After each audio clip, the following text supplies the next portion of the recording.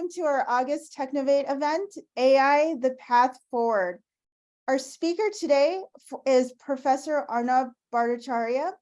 Once again, my name is Joya Scarlata, and I am the head of the digital marketing team here at InterraIT.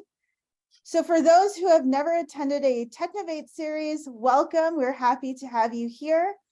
The purpose of the series which is usually virtual, is to invite speakers from different backgrounds across various industries to provide their unique perspective on a number of different topics, such as upcoming technology trends to strategy and leadership.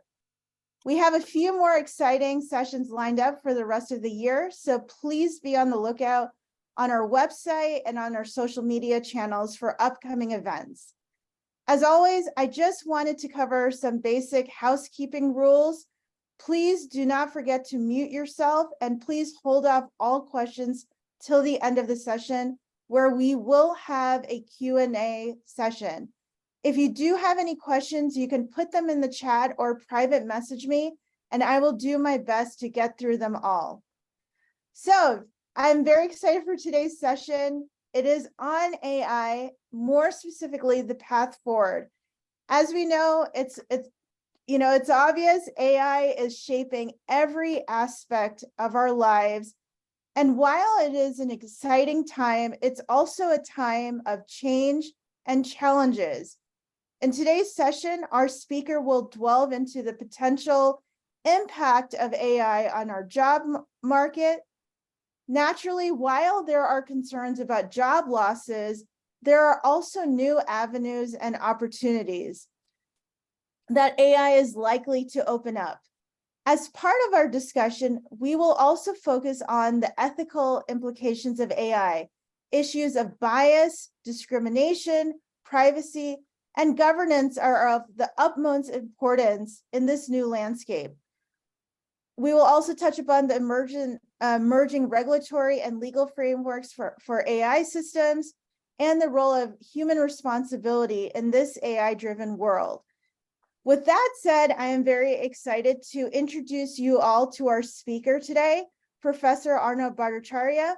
He is currently the professor at the Department of Computer Science and Engineering at IIT Kanpur. He received his bachelor's in computer science and engineering from Jadavpur University and his MS and PhD in computer science from the University of California, Santa Barbara.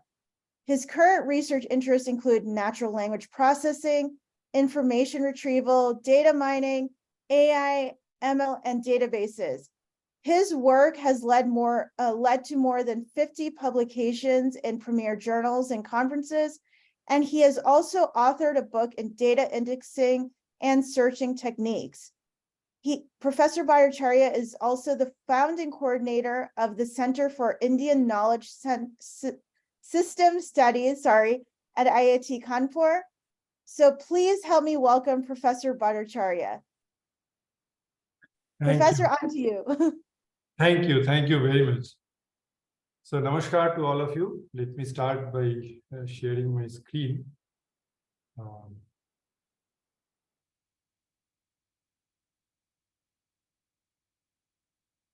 So today's session is about AI, the path forward. So let me start with what is artificial intelligence. I think we all have some idea about artificial intelligence, but I wanted this session to be more thought-provoking. So I start with the basic question, what is exactly intelligence? So our human vanity is based upon intelligence. We tend to think that humans are the most intelligent. But if I ask any one of you to define intelligence, that is not so easy. Well, there are some standard ways of looking at it. Probably the basic thing is that the ability to respond to events and modify either us or the surroundings around us to make things better for ourselves. That is what is being called as intelligence. So this above definition, if you look at it, it suits the artificial intelligence agents, robots, systems, etc. very well, right? Because it has the ability to respond to events, and it has the ability to manipulate all of these things, right? So artificial intelligence, as is clear now, this is ubiquitous, and it is seem to be everywhere, and it also, the claims seem that it can solve every problem. Just give it enough time and enough data, and some point in time it will solve every problem. So that is one way of looking at one school of thought, right? So what has happened over the last decade probably is that, see, originally artificial intelligence was just a computer science subject. Computer science undergraduates and postgraduates used to study. In my opinion, this is no longer just a computer science subject. It touches every field, and therefore every field, everybody should have a basic understanding about what AI is. By basic understanding, I am saying you don't need to go into details of everything. Just like anybody who passes, let's say class 10 or 9 or 10, has a basic understanding of what physics is, social sciences is in general, right? We don't need to go very deep, but we at least understand what is there. Same thing, AI should be now taught in all the streams, the basics of AI, what it is actually, what it can do. So that is one important thing that is probably going to, we see in the curriculum, this will happen. That it's no longer, even in UG curriculum, even mechanical engineering should have an AI stream, and even social sciences should have an AI subject. So AI versus humans is the next natural question. So there are 4 broad ways of comparing AI with humans. First is, I mean, this is from the point of view of whether AI is going to equivalent to the humans. The first is whether it has the ability to act humanly. So when it acts, we all probably know this Turing test. The Turing test is a very famous thought experiment rather. It's a scheme of experiments where there is a machine and then there is a human being, all hidden from the participant. And the participant actually asks question to both the human and the this AI system without knowing which is which. And just from the responses, if the participant cannot make out which one is human and which one is AI system, then it says to have passed this Turing test, right? So it's the AI system responses versus human responses. Now, very importantly, look at this. This has to act humanly, right? So the responses of the AI system need not be perfect. In fact, if it is perfect, it is actually giving it away, right? I mean, humans are not perfect, we know. So if there is somebody, if from one set of responses is always perfect. So if you, for example, if you just give it a very large multiplication to be doing 4 digit by 4 digit, it gives you an answer in 1 second. You have a thing that, okay, this is doing too well for a human being, right? So it need not be perfect. It has to mimic the human. That's the important part. It's acting humanly. The other is, can it think humanly? Now, this is the famous Descartes' cogito ergo sum. I think, so I am. This is the famous definition of what human beings are, right? So, can it think? Now, again, if you actually ponder, if you pause, what does thinking mean? Can you define what is thinking? Again, it's a very, very tough thing. So, even to say what is meant by thinking, you need a model of cognition, model of mind, so psychology, cognitive science, all of these fields are now working on it to say whether AI systems can think in terms of humans. Okay, the next is thinking rationally. Okay, now rationally is, at least in economics and all of this game theory, this is defined more formally. So there is a set of payoffs and you want to maximize your payoff, etc. The question then again is, are humans always rational? We are not, right? We take a lot of decisions which are not rational, even at that point in time, not later on. We tend to be very emotional, we tend to be sudden impulses, and so on and so forth. So we are not always rational, right? So again, an AI system, when it says it thinks rationally, what does it mean? So the one other thing is, can it pin it down in terms of logic? So the very, very famous example is, if I say every man is mortal, and then Socrates is a man, then I ask the question, is Socrates mortal? Now, this is a logic problem, actually. It's very easy for human beings to say, yes, of course, because Socrates is a man and every man is mortal. But can a system, AI system, reason it out? So that is one part of thinking rationally. Okay. The next is acting rationally. Now, acting rationally is actually achieving the best outcome or very close to the best outcome, right? So we all know this deep blue system, at least when I was a child. Deep blue system, this was this IBM's computer that played chess against Kasparov, and this is the famous the grandmaster at that time, the world's highest rated chess player at that time, world champion. And Deep Blue defeated Kasparov. So this was a very big sensation that a computer, I mean, an AI system can beat chess, which is supposed to be the toughest game or one of the toughest games, right? Then some years back, there is another board game called Go. Go, the number of configurations, the number of possibilities of Go is even more than that of chess. And this AlphaGo beat the humans very badly. I mean, not just beat it 5-0, but it beat it very badly. So it was almost a no contest, the best human player. So this seems to have said the thing that, well, AI, anything that you can code it up in terms of rules, etc., AI systems, their humans are no longer any match for AI systems. So it's just acting rationally is solved by this. Okay. The others still there is some amount of leap to take, some amount of path to go forward. Okay, so what are the technical paradigms of AI? I just wanted to touch on this. First is, of course, problem solving. So can it search?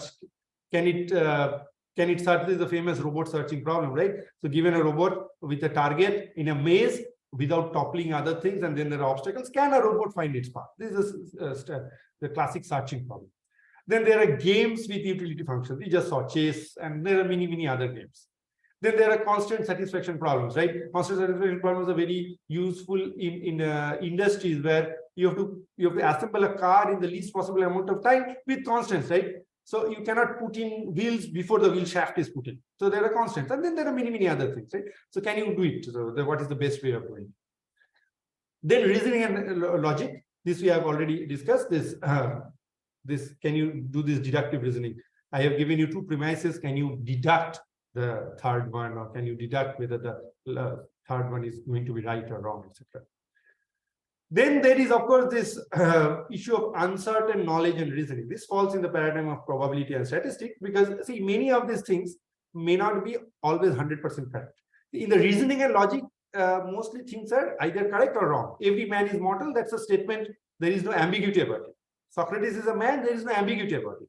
But there are most of the things in real life have an ambiguity about it, right?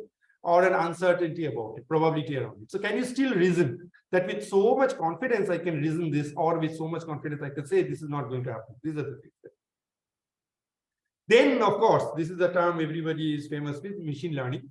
In fact, most undergraduate students of CS think AI is machine learning. Of course, it's just one of the many 4 or 5 technical paradigms of AI, but machine learning is so pervasive now that people think this is AI. What is the basic idea of machine learning is that you are given a set of training examples and you are learning through training on how to achieve an objective. You have an objective in mind and you are giving training examples. And that the model somehow learns, correct? And then given a test object, it has that same model that it has learned through the training and it applies it. And the classic example that I give always is that this is your exam, right? You train yourself by looking at the questions, previous year's questions, and looking at the chapter, etc. And at test time in an exam, how well you do. That is the test of how well you have learned. Right? Deep learning is a particular type of machine learning, and that seems to have solved. That seems to solve all the problems. Right? Is that artificial neural networks have very large amount of breadth and length, etc. And that sort. Benefits of AI, of course, we all understand numerous benefits. I mean, it's impossible to even probably count. Language, large language models, chat GPT, text, all this searching, etc. Speech, automatic text to speech, generation of speech, all of these things. Images, we have all these images, and in fact, as you see, right now you're seeing me with a white screen behind. That's a AI generated screen. In fact, right? That's a virtual background, right? What is there behind me? You don't know. And even if I shake my head like this, the screen follows me. These things. It is always. It's not showing what is behind my head, even if I move my head, right? So this is some kind of image processing and all of these things. Then robotics, of course, there's a lot and lots of robotics, these things. In finance, stock market, finance, banking sector, a lot of things. Now AI has penetrated a lot. And most of the finance companies, in fact, they are the, I mean, what we call is they are the most highly paying jobs for computer science graduates because they want, the finance sector wants this AI benefit to be there. So the benefits are numerous, but does it pit AI against humans? So the objective of an AI system is actually very, very important. We may not realize it. If we say that the objective is always the accuracy, then it can cause problems. See, even sometimes acting rationally may be actually against the human interest. For example, suppose it's a chess playing robot and you have coded up the rules saying that, well, if there is a king, it can make only one move. If the queen, it can go all the way. If it's a knight, etc., you can made all the rules and you have kept everything else the fluid, right? Now, suppose there is a human versus AI chess game, right? And the AI system can control the temperature of the room. Now, it is not outside the rules to increase the temperature of the room to make it uncomfortable. Why it is doing it? Because its aim is to win against the human by this or that, by hook or by crook. It doesn't matter. There is no ethics, or we'll come to that things, right? Is it ethical? We'll say probably not. But then it is in the rules, right? I mean, it's not violating any rules, right? Similarly, you can only give some broad guidelines, right? So otherwise, it's impossible, difficult to specify all things that it cannot do. So you cannot actually code it up that well. AI system cannot increase the temperature. If that is the thing, it will not increase the temperature. Maybe it will shine light on the human's face so that you get distracted. So you will say, okay, don't shine light. Then maybe it will show some, it will make some noise. So you cannot keep on making rules, right? So you can only give some broad guidelines. Say on a path from a robot, when it goes on a path, it may disturb the least amount of things and all of this. And then there is people who have read Asimov and the science fiction, etc. There is the laws of robotics, right? The most important law is it may not harm or injure a human being, right? That's the. So AI revolution, so AI and jobs. So the most important thing that is staring in our face right now is this situation of jobs, right? So AI revolution is now taking over jobs. And very, very, very importantly, it's not just the unskilled or the semi-skilled jobs, but even skilled jobs. So IBM Watson, it's a system that when a patient goes to it, the patient narrates her symptoms, narrates her problems, etc. And IBM Watson gives it some kind of a prescription. So it's essentially replacing a doctor, correct?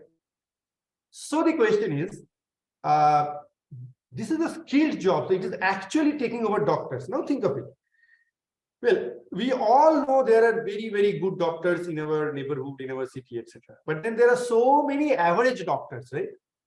Now, would you prefer going to an average doctor or this system? The reason I'm saying is there is one big benefit that this system has that any doctor, even the best doctor in the world, cannot have it. So every day there are lakhs of medical journal issues that come out, right? In different all over the world, right? That they report some of the things. It's not possible for any human being to track them, understand them, read them, do whatever. Even if it is a very narrow field, at least thousands of papers are coming out every month, right? So nobody can read it. But for a machine, it's very easy. It is trivial to read 1,000 papers. It reads it in an hour. I mean, it digests all in an hour, not even an hour, right? So it is always up to date. And therefore, isn't it a better system at some level than an average doctor? Maybe not the best doctors. But we are not worried about the best doctor. That's how many of the percentage is the best doctor? Let's say about 10% or 15% is very, very good doctors, right? So, well, IBM Watson cannot compete with the 15% of the doctors, fine. But what about the job of the rest of the 85% doctors? Think of it, if a skilled job is, if 85% of the skilled jobs go, what happens to unskilled and semi-skilled jobs? So a lot of jobs are going to go away to AI. This has already started happening. Okay. Now, You may argue that, well, because doctorate and engineering, these are more science-oriented things, maybe AI is easier to replace them. What about art jobs? What about a painter? What about a writer? What about somebody who composes music? AI has started doing that. And then, I mean, there is recently, I think about a month back or so, there was some AI painting generated which got sold in a very large amount of painting. So AI systems have started painting which look better and better, which look more like human paintings. It has started writing poems. It has started composing music. So all these human jobs, what we think these art jobs, etc., AI has started. Again, the question is, of course, it may not replace a Mozart, it may not replace a Ravi Shankar, fine. But how many are Ravi Shankars? How many are Mozarts, right? If it replaces even 60% of those, we are in trouble. The whole society is in trouble because jobs are going to go away. Now, for computer science, most of us are computer scientists here. We think our bread and butter, our main thing is we can code. I'm telling you, within 1 decade, robots or whatever AI systems will start coding, and they will start coding better than an average programmer. Not the best programmer, but it will start coding better than the average programmer. Already, it has started assembling codes from GitHub, etc., and started putting in small patches here and there. Correct? So if you know coding, that is no guarantee that a job is safe. In fact, none of the jobs is safe. I am, as a teacher, definitely not safe, right? Because you see, as a teacher when I was a student, there were 2 important things for a teacher, right? One is the notes that the person had, the information. The other is, of course, the art of teaching. I mean, how well can you explain? How well can you answer questions? The first part is all gone, right? I'm not generating any information that is not already out there. So no student comes to me for information any further. They are websites, there are YouTube videos, etc. So my only job is explanation. Right? Again, the same idea that average teachers, can it replace average teachers? So then a lot of teaching jobs is also going to go away. So massive job cuts. Correct? So the other argument is that for some time being, there will be job transfers. Just like it will take away some jobs, it will also open up new kinds of jobs. And this was the original argument for the other industrial revolutions, right? When there was this horse-drawn carts that were replaced by mechanical cars, the cars that we know, there was the same debate that, oh, what will happen to those drivers who drive horse-drawn cars? But then it was a job transfer. If you could drive a horse-drawn car, basically that means you can manage a horse. If you learn how to drive a mechanical car, your job just gets transferred, right? It's not a job cut per se. So similarly, this is going to happen in the AI revolution for some time being. There will be just job transfer. So it may open up new kinds of jobs. But ultimately, at some point in time, I'm not sure when, maybe a decade, maybe 2 decades, maybe 30 years, 40 years, ultimately, even those are going to go away. Now you may argue that, well, who is building these AI systems? Think of a driverless car. Who is building the AI system? Don't you require people to actually design, actually code AI systems? Don't you require to actually test these things? Yes, you require, but that's a one-time thing.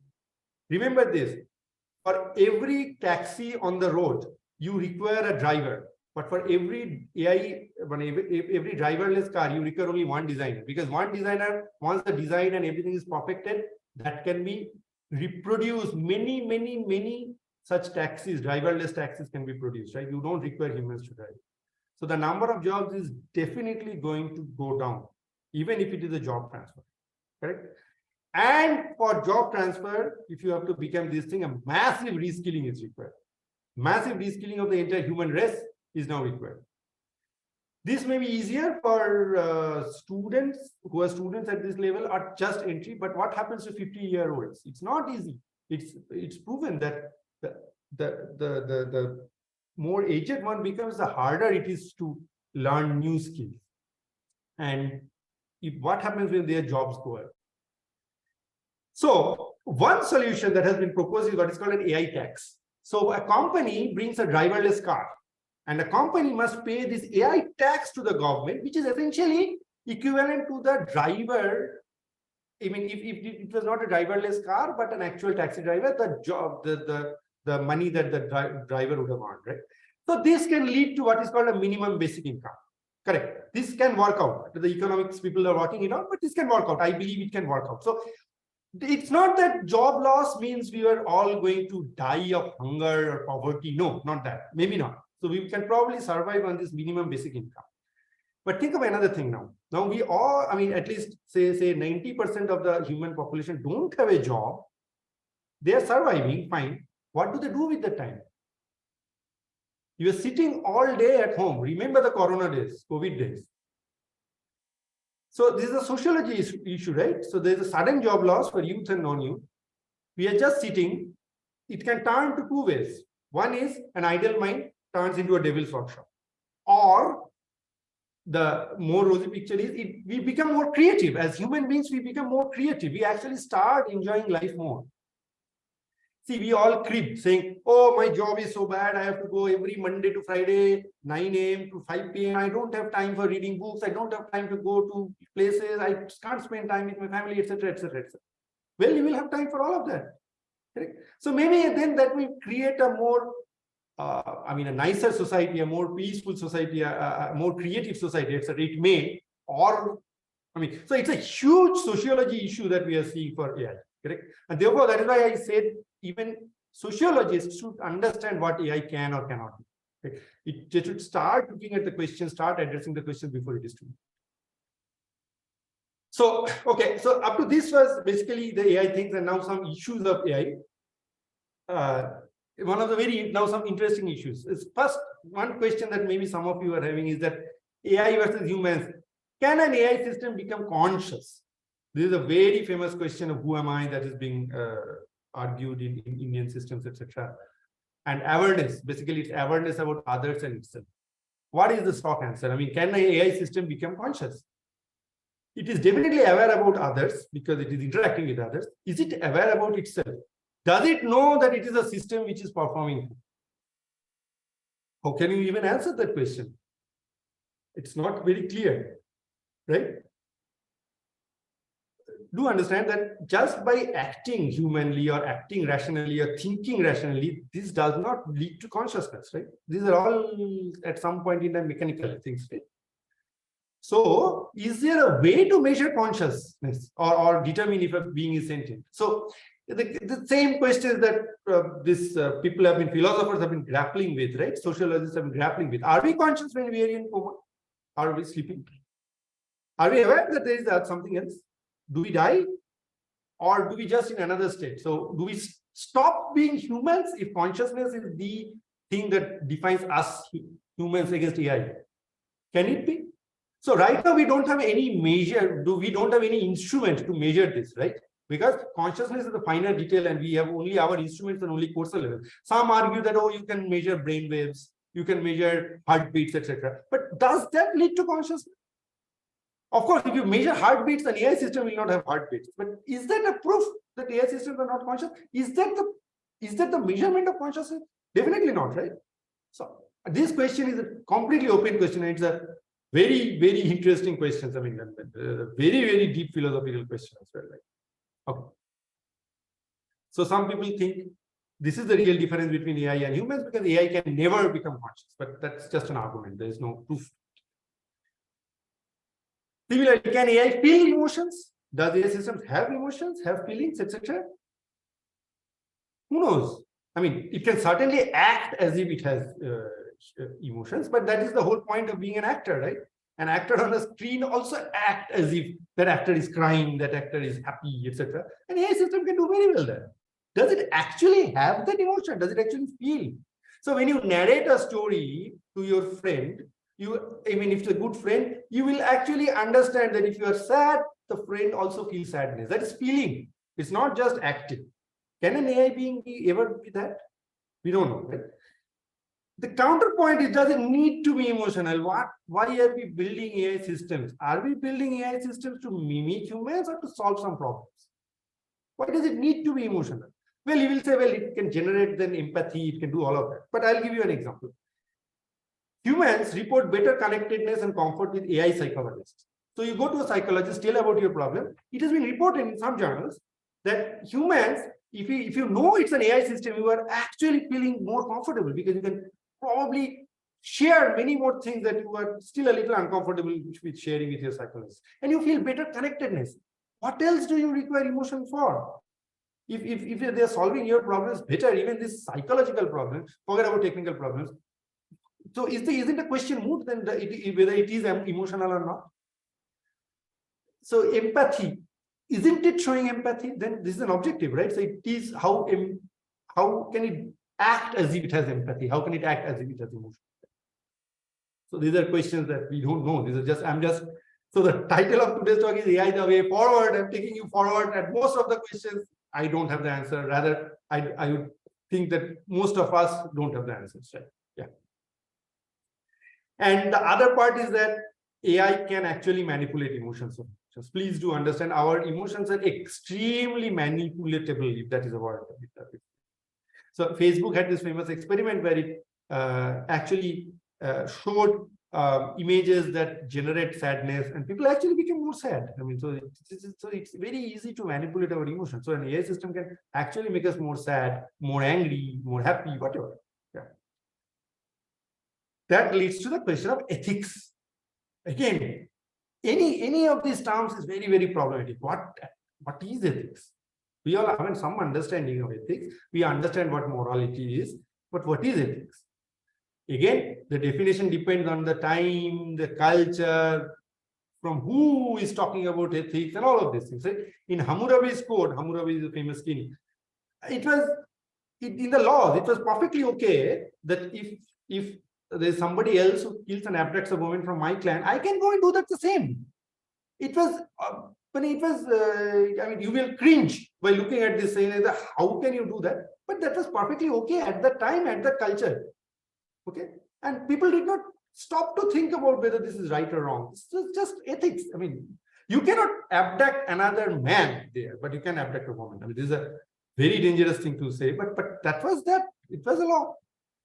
So ethics depends on time and culture, correct? So what is now ethical may not be ethical from now onwards, or what is now not ethical may become ethical at some point in time. You don't know. This is question. This is one interesting question. There is this lethal autonomous weapons, right? That you kill and injure weapons without any human intervention, drones and many other things, right? Is it ethical to use it? Just think of it. Just ponder this question yourself. Is it ethical to use it? Well, you may say may not be in the hands of terrorists, but if a government starts using it, then really that's not correct, right? Terrorists anyway are not ethical, so they may use it. They are terrorists, of course. As a government, why should I use it? Now, think of this thing from the other way around. If you use this, it actually reduces the killing or suffering of your own soldiers, right? Because instead of soldiers, you are sending these bots, legal autonomous weapons to kill others, right? So it actually reduces your suffering. So why will you not use it? Is it then still ethical to say, no, I will not use it. Let my soldiers go and die on the front. Correct? So the question is, whose soldiers is more important? Their soldiers, our soldiers? So the one having the technology, right? This is the famous thing, right? One who has the power dictates what you write, what you say, dictates the entire thing, right? So the same thing here. AI systems have become very powerful, and ethics is very fragile. Ethics of the person having an AI system versus the person not having the AI system is the same question of a colonialist versus the colonizers ethics, right? Fairness. Next is fairness. There's the groups and individuals, and you can define an individual in terms of groups that we think are sensitive. Gender, sensitive, race, religion, country, this is sensitive information. So the fairness, the individual fairness argues that, well, if there are two individuals who differ only in the group criterion, then an AI system should treat them equally in the sense that they have an equal outcome. Why is this important? This is credit card systems, judicial systems, all of that. That is individual fairness. The other fairness is group fairness. So different groups should be treated similarly. Like, even if there are different groups, you should be treated similarly. So there is this question of equal outcome versus equal opportunity. Should you give them equal opportunity and stop at that? Or should you ensure that they have equal outcome? Is a very deep question. This is actually all coming up again. These are all sociological philosophical questions. These are all showing up again in AI systems, because now we require AI systems to be coded with this, to have an understanding of these questions. So the output of the AI system should be there, because credit card systems are now AI. I mean, you punch in your credit card application, and AI machine solves it to say whether you should get the credit card or not, whether you should get a loan or not, whether you are a criminal or not, everything, right? So these questions are very, very important. It's not just a technical, AI is no longer just a technical subject. That's the whole point. Bias is very, very important. Bias in the size, bias in the category size. And if you have different samples and training sizes, then if the overall idea is to improve accuracy, then you just concentrate on the most frequent group, the largest group, and you will get a good accuracy. This is very, very, very easy to see, right? I mean, so therefore, would you want that? Do you want that to be the case where you just maximize the overall accuracy and not the accuracy per group? So this is bias in data, right? The data is already biased, and I'll show you some more bias in data. There is an inherent bias in many, many data, right? And this is again a famous experiment that is done. So if you say underline, I mean, if you just a blank is a doctor, the AI system fills it he, and when you say blank is a nurse, the AI system fills in she. This you think is a very bad gender bias, but what can the AI system do? This is gender bias in the data itself, right? You look at all literature now. You look at all of the world's literature. This is what is happening in 90% of the time. So if you ask an AI system to learn this, it will learn this. So you have to be conscious while training the AI system that this is the gender. You just cannot feed the data and say learn. Then it will learn this, correct? Similarly, ChatGPT, it answers questions, and I have done this experiment myself. The Feluda is a very important Bengali detective, and so Satyajit Ray, you may have known his creation. So if you ask a question about Feluda in ChatGPT's English version, it answers better than Bengali. Why? The original creation is in Bengali. There are only translations. Why? Because the data in Bengali that the ChatGPT trained is not good enough. Therefore, it cannot answer this. Now, this is again very important in another thing. If you just extrapolate this, if you just take it further, what will happen? That a person who knows Bengali and English both will start using more and more English. Over some generations, Bengali will not be used. Well, maybe Bengali is used because there are so many million people use it. But think of languages that have very, very small representation. They have very small population who speak about it, write about it, or they may not be even in written form. They are all going to die off. They are all going to die off because of these AI systems, not naturally. AI is going to starve them off because the AI systems in them are never going to be as accurate as English or other Western languages, right? Western European languages. So that's the bias in the data. That's the bias in the sample sizes. All of this bias is very, very important, correct? And then bias can have some, I mean, there can be some also very unintended outcomes. So that can happen while you are training an AI system. Again, when we train an AI system, let's say you have to solve a particular problem of your company and you have an objective in mind, you only code up that objective without thinking outside that. You only think like this, right? I mean, it's not just by you, I mean that any engineer, or it may not have the lack of foresight, right? For example, if you are creating a driverless car, your consideration is that under all circumstances, the person sitting in the driverless car should be safe. I should not have a crash that can kill the person, right? So if that is the criterion, now think of a situation where a car suddenly faces a big crowd. And if it stops very suddenly, then the person in the car may get hurt and may get killed. So, but if it does not stop, it just runs over the crowd. It kills maybe 10 people. But what is the intended, what is the objective? The objective is to save the life of the person sitting inside it, right? So this is also an ethical question. So it just runs over it because that is not part of the objective. It will not even think at all. It will happily run over a large, right?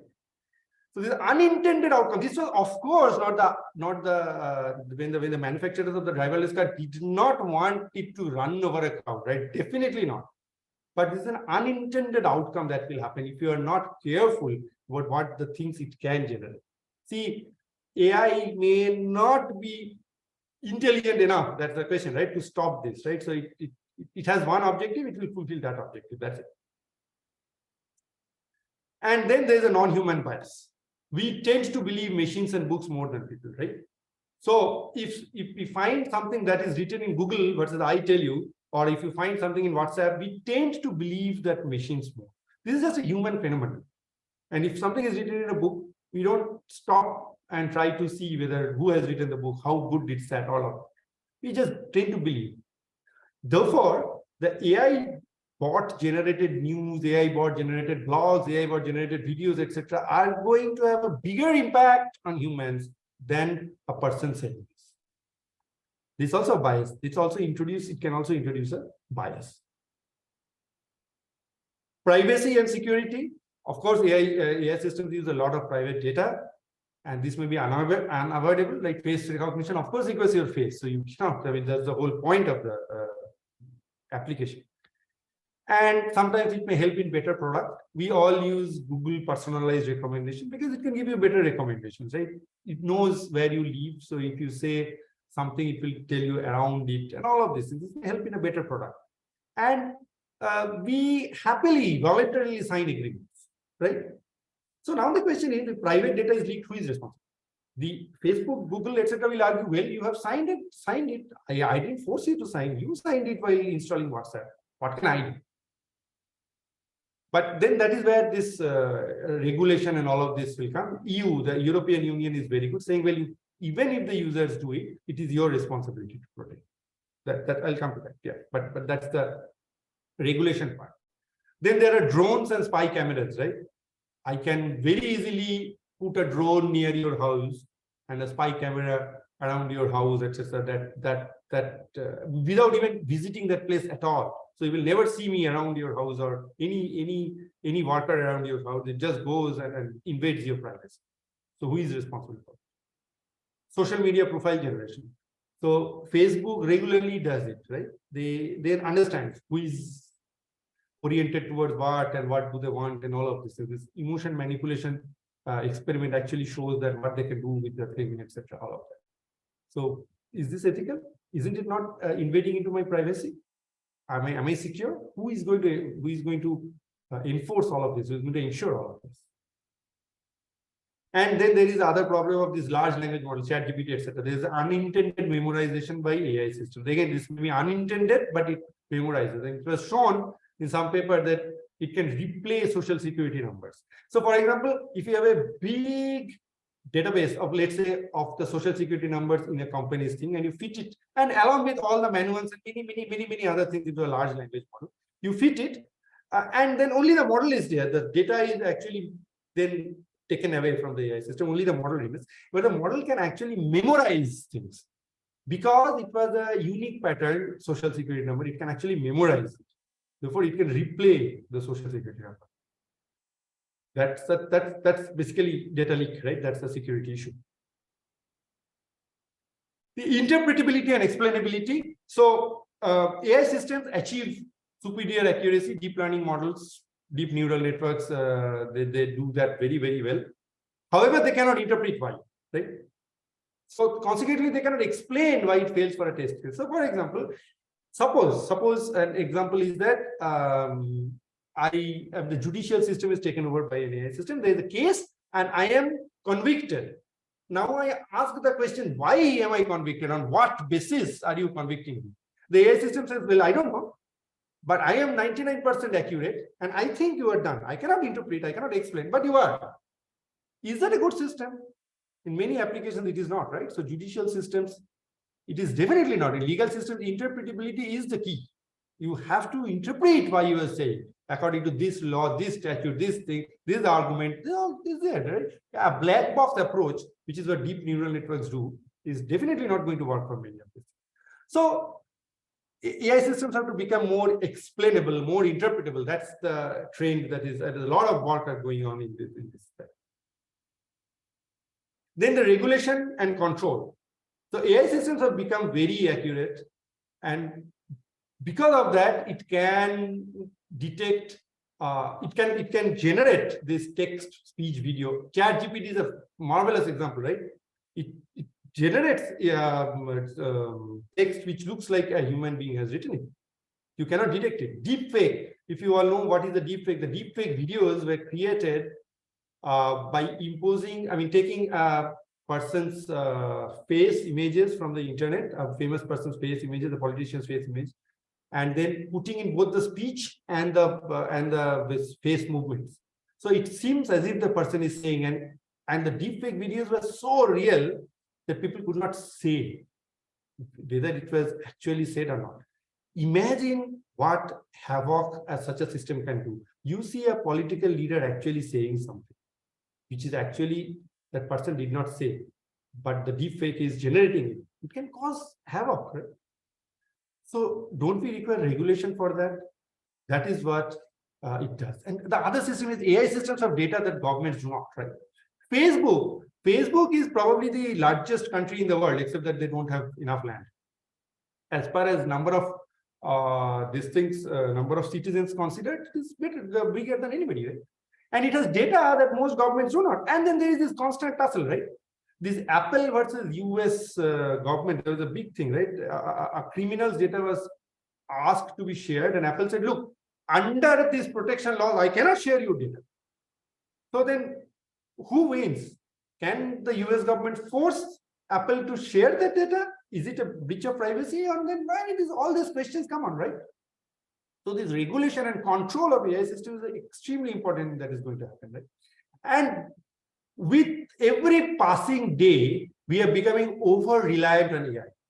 How many people remember another phone number except their own? We don't. Because we have a phone, we can easily find it out. Even our very near ones, our parents, our spouses, our children's phone number, many people may not remember because it's just one call. You have a smartwatch, you say, call my wife. It goes away. I don't need to remember it. This is what is technically called the enfeeblement of humans. Now, you will argue, wow, this is just an academic discussion. How does it matter? It matters because because in certain situations, it may require that humans take control of their own things. But if you are over-reliant on AI systems, etc., it is inability to govern.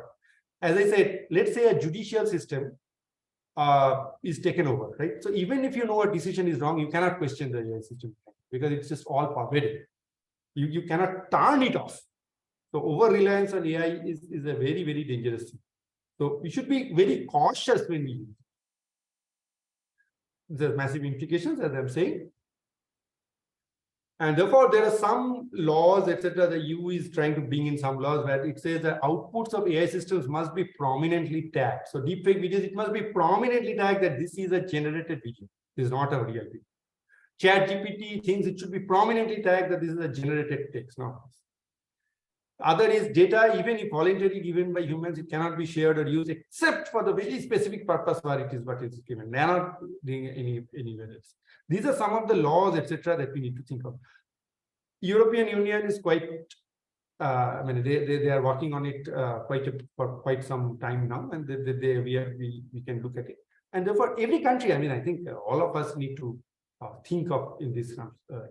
So policymakers, etc., again, need to understand what is AI, understand these implications of it. And then this happened in Facebook versus Singapore, I think. So Singapore asked Facebook, you should do this. And then Facebook threatened, look, we can't do this. If you tell us to do this, we will quit Singapore. Now, this is a threat saying if I quit Singapore, the Singaporean citizens will suddenly lose access to Facebook. They will be very upset with their government. And because the government is a democratic government, there is a chance that the government is toppled next election time. So this is the threat that the AI systems are actually using. Now, people of history, people who read history will find very uncanny similarities with colonial measures, exactly what was done at that time. Yeah. Opium laws and opium wars and all of these things. Just to conclude, shouldn't take much more. So we are in the cusp of AI takeover, of course, and AI systems can build more intelligent AI systems and so on, right? This is another infinite regression question, correct? If AI systems can beat us in chess, And then can it not build more intelligent AI systems, which in turn can build even more intelligent AI systems and so on, right? Where does this lead to? But the bigger point that I think is that at the end of the day, AI is still only a tool, right? The question of AI, how AI, the path forward for AI, all of these things is really, we are hiding behind the question, how will humans use AI? It's basically on us to regulate, to stop, to understand and do it. Just blaming AI is not fair. See, a knife in a surgeon's hand saves lives.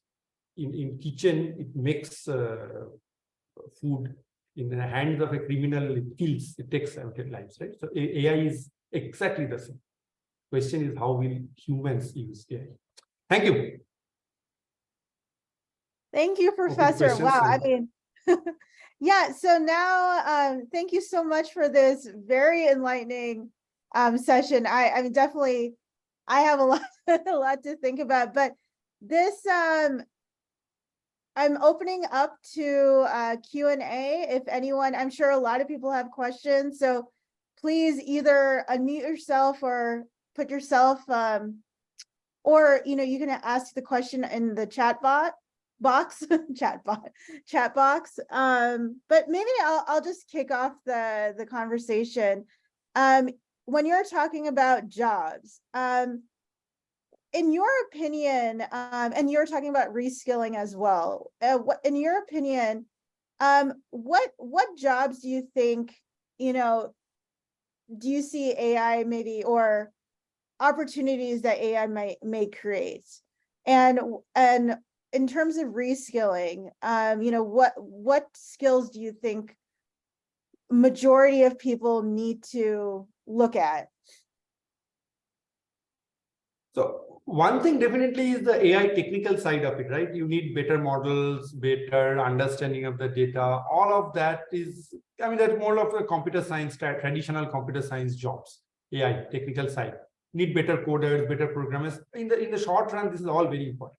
But I think one other opportunity for AI massive reskilling is this ethics side, the government regulation side, the social aspect side. So now, in my opinion, any big company which is going to have this AI things should have jobs who understand these ethical questions about AI. They may not be technical. In fact, they need not be. They should have this grooming out the non-technical side. And that is another thing that that is needed. Other than the technical side, of course. And that's what, yeah. That makes sense. Yeah, we have actually quite a few questions. Let's see. One asked, if the consciousness, something in the fourth state, and my mind or body, everything just a reflection of me, do we humans have the emotion, or are we learn to be emotional from childhood? Does a deep machine learning make an AI emotional? I think it's a question of emotions. Right. So it's again very, see, right now the current science says that emotions is nothing but some biochemical reactions that goes on your body, right? So therefore, triggering emotions is now scientifically possible. I put in a probe and it triggers something, I get angry. Or I mean, this is very much possible. So emotion, although we want to think of it as a very human, what do you call, quality, it's basically just some reactions. So whether an AI system can have emotions, it of course cannot have biochemical reactions in the sense because it's not a carbon-based body and all of this. But the question is, what do we need emotions for? What is why emotions? Why do we actually express emotions? Or why do we need others to express emotions for? Those things can be taken care of by AI systems. They can be as emotive as you want. They can start crying in front of you for all you care, because you don't care how or why it is crying, as long as you can see it is crying and you feel connected that, well, it is crying because it is feeling for you, right?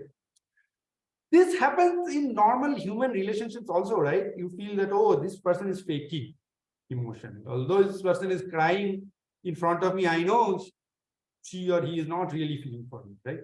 Or you may actually, maybe that is actually the case, but you feel that, oh, no, this person really cares for me, then the person doesn't care about it. So replace that person with the AI system, and you may have the same feeling. So, Right. One really good question: how do we protect ourselves from possible identity theft and deepfakes? yes, it's very, very difficult. I mean, yeah. It's a very, very important question, and again, I think many of these questions, unless governments are serious about it and bring regulations and start really punishing AI systems that does it, there is just no way you individuals can fight against AI systems, right? If Facebook wants to create another me, Google wants to create another me, it can just do it in a very, very easy. I'll be lost. I mean, there's just no way I can recover myself from them, right? They have got all my data. In fact, the joke I say is that you don't need to remember any of your details. Just ask Google. They know everything about it. So Very true. I think we have quite a few questions. I'll get through them. I think Dr. Laha wanted to ask a question. sure.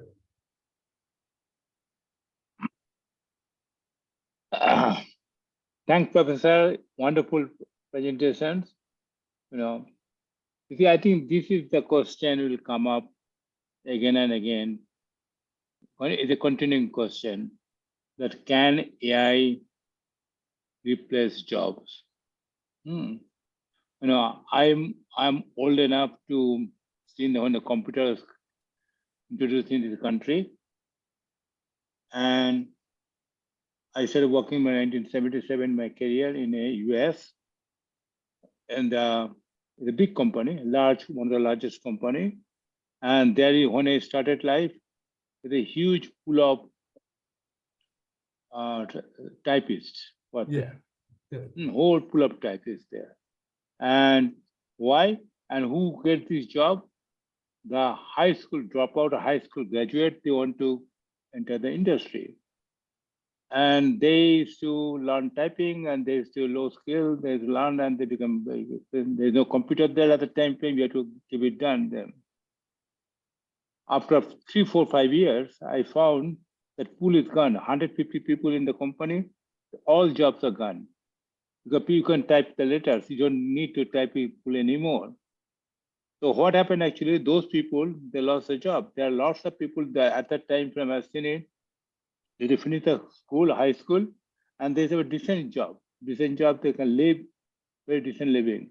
Right now, those jobs disappeared to the only work for McDonald's or in a company. That's the job he got, and they'll start living. On the other hand, there are lots of new jobs opened up. So everybody has to upskill their skill set. Right. If any person thinks in this room or any place in the world, I always tell people that what you have done yesterday, that job will be obsolete in next 3, 4, 5 years. Yes. AI with the modern AI, they will upgrade, they will make it faster. So that's the only question is that everybody has to upskill their job. And George Orwell talked about in 1984 book. Yeah. Right. It's a famous book. He talked about what you're doing today. He predicted. Yes, absolutely. That is the complete control over things. Right? Complete control over things, and that's going to happen. That's continue to happen. It open up new job, new skill set, new training. Anybody who thinks that he learned everything, I got a 5 or 10 years experience, I can make more money than the guys who are kid who doesn't understand anything going on, they'll be obsolete. New guys will take over the old group. That's the only question I'm doing. Right.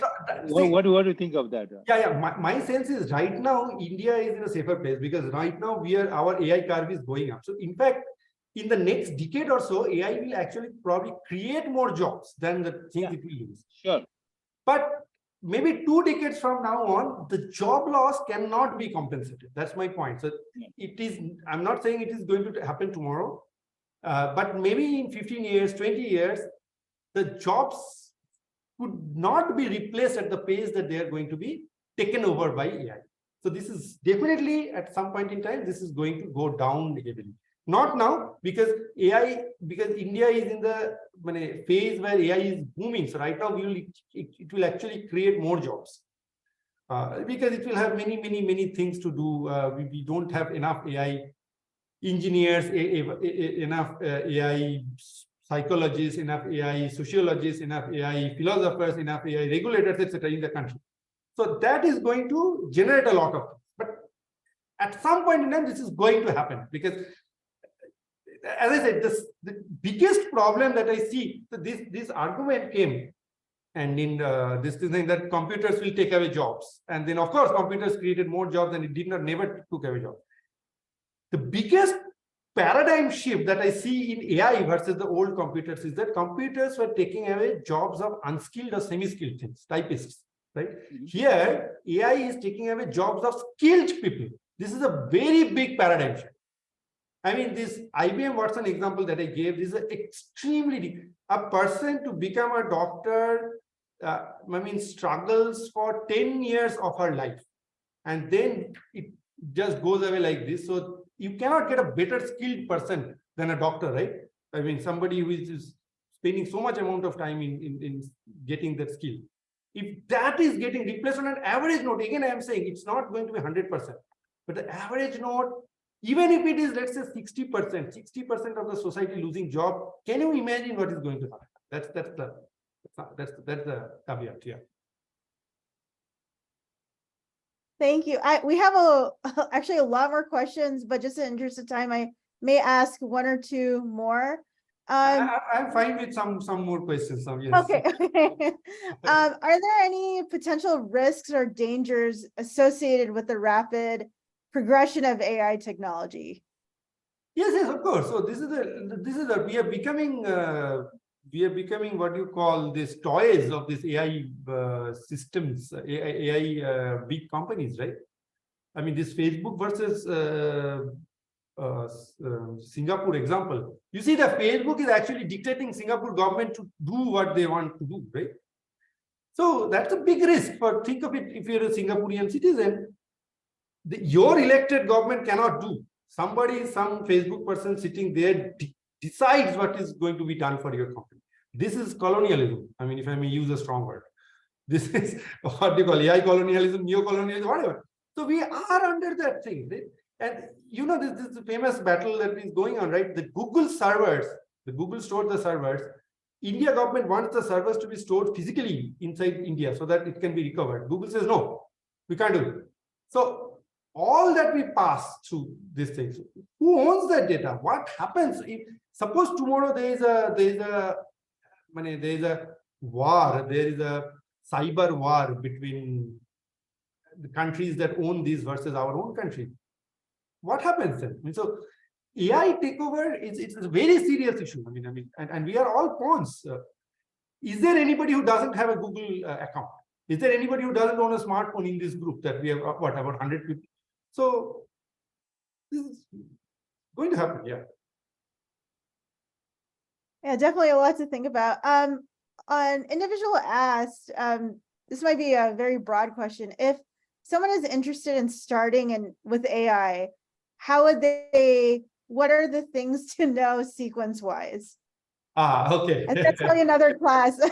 Yeah. That is more of a, but fine. I think we should start with the basic technical paradigms of what AI is. This problem solving versus logic. This is to know the basics of how AI solves the question. Okay, I am assuming this person is from a computer science background. If it is not from a computer science background, then we should know the applications of AI, what the applications it is currently targeting, the big famous applications, ChatGPT, deepfake.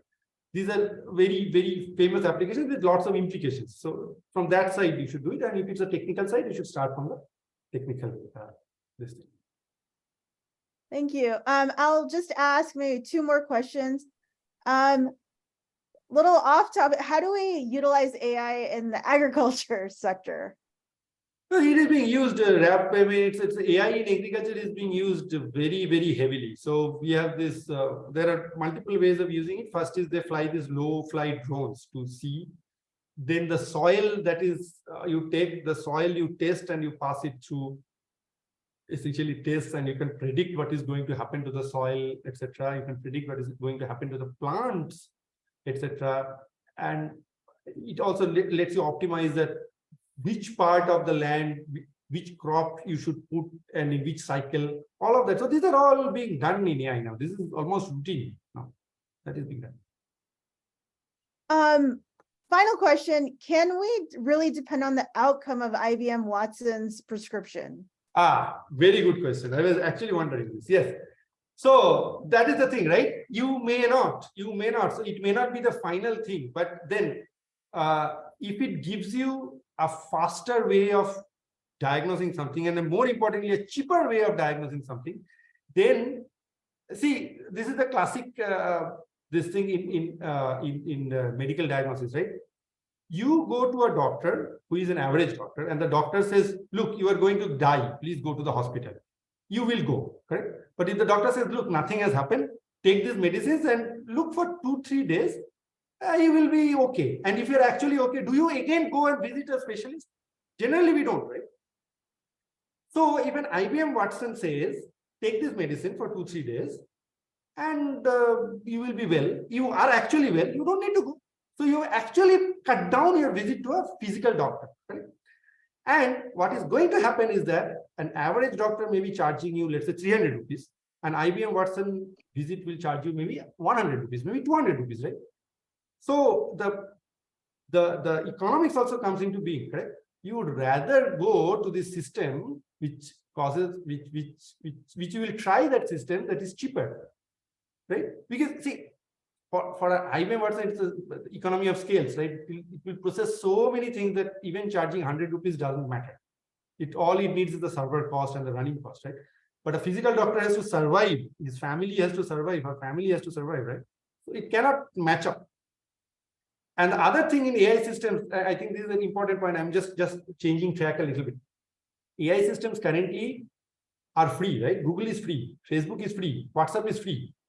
So there is a famous saying, right? When the product is free, you are the product. So IBM Watson may not mind giving you free advice because they're collecting your symptoms, they're collecting your predicaments, and they are going to build a better system at your expense. Right? So very true. There's a lot more questions. Unfortunately, just in the interest of time, I probably have to just is there a way for people to contact you if they have questions? Or oh, sure, please, my email address you can please share with all of them. Okay, all right. I can even write it there. That would be great. That would be great. But thank you so much. I feel like we need to have you back for a part 2, because I think there's just so much more to discuss, especially on the ethical side and the job creation and reskilling side. But thank you so much. I really appreciate having you here. This has been a wonderful session. And yes, for everyone here, this session is recorded. For those who attended a little bit later, the recording will be available to all the attendees just a few days after the session. But thank you so much, Professor. Thank you all. Thank you all. Thank you all. And thank you everyone for attending. Thank you all.